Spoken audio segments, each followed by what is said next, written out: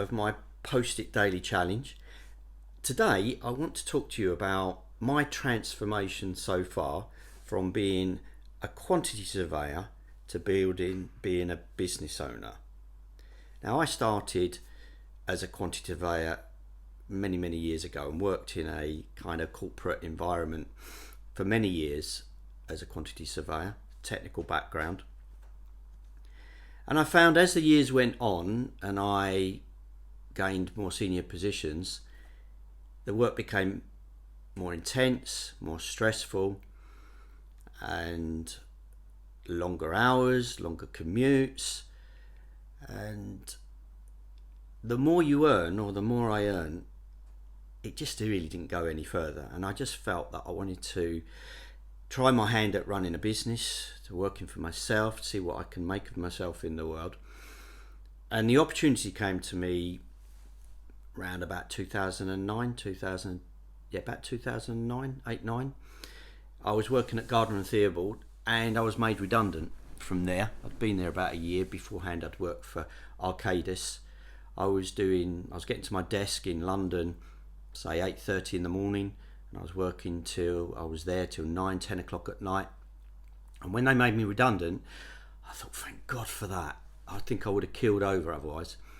And I decided to have the summer off. I did some refurbishment work on the house, and then I started doing some freelance work for a couple of years and did some work for Turner and Townsend.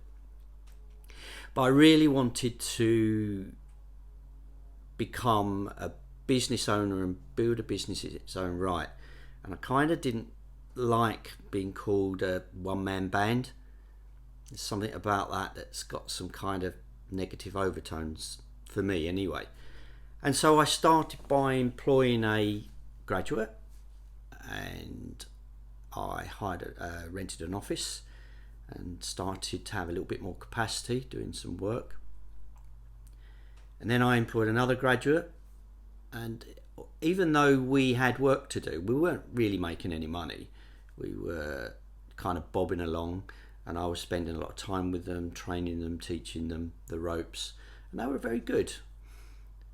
And so I kind of bobbed along till 2016, and we had a bit of a drop off in workload, and by that time one of the graduates had left for another job, and I had to let the graduate who was there, David, I had to let him go. And it was one of the hardest things I've ever had to do, really. I didn't like doing it, I didn't want to do it, but we just couldn't sustain it, and I'd kind of hit a wall, and I was pretty down in the dumps at the time, thinking, what am I going to do? How am I going to build this business up? How am I going to achieve my ambition of building a business? And it's very difficult in a professional field, particularly quantity surveying, because you're competing against larger, well-established companies, and the market's quite well cornered. And out of the blue, I had a telephone call from a guy in India, a chap called Aranav, and he phoned me and said, I've got me and a couple of friends, we're civil engineers, but we do estimating work. Would you be interested in us doing some back of house estimating for you?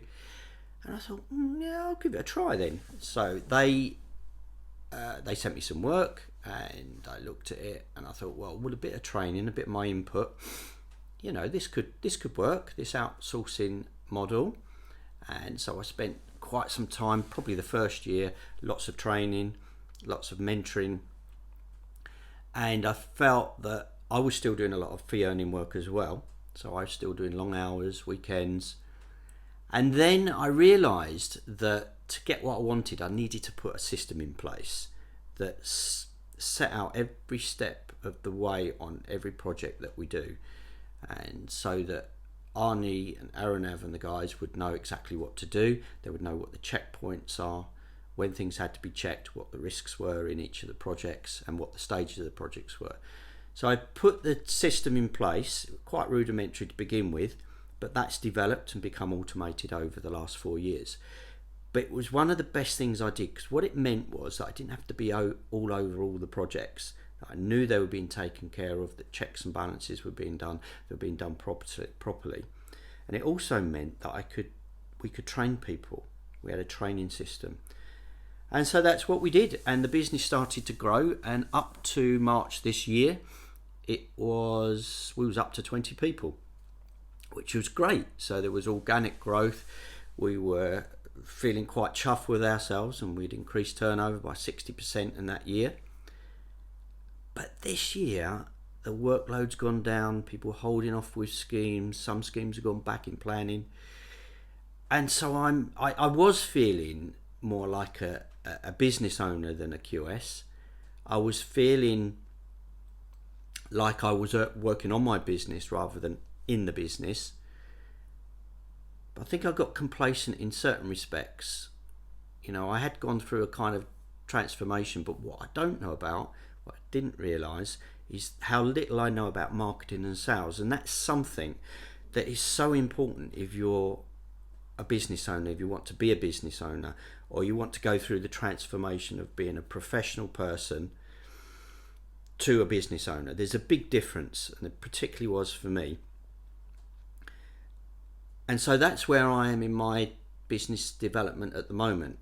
And this is really the purpose I'm doing this Post-it Daily Challenge, as part of developing me as a person, helping me to come out of my comfort zone, to get used to marketing content, getting to know people over the internet, understanding who might be our best client, who might see value in what we do, and so that I can understand the issues, the problems that people are really having, and what we can do with our skill set to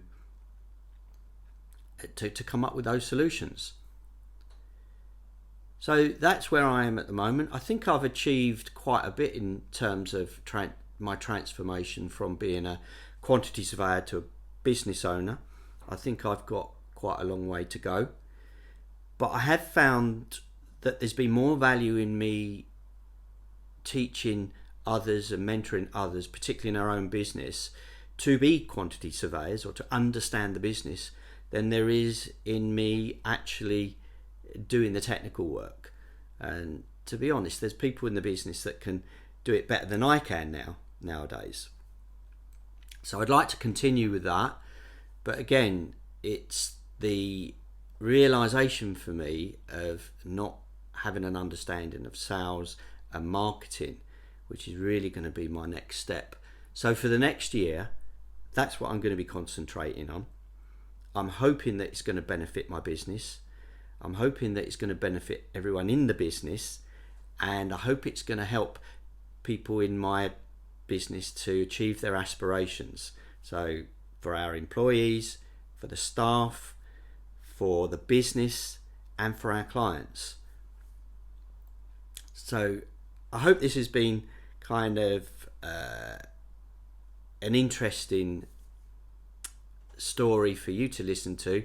It may be that you're in that position as well, that you're a professional and you like to build a business, and it is a journey of transformation. It doesn't happen overnight. Sometimes you have to hit a wall before you realize where you are and what you need to do to put things in place. And I know I've hit rock bottom a few times, and then I've hit some highs as well. And at the moment, it's kind of one of those moments of crisis where you think, we can't carry on in the same way. I've got to examine myself to see what it is I need to do to develop myself, to develop the business. So I hope you've enjoyed this video, and I'll see you in the next video.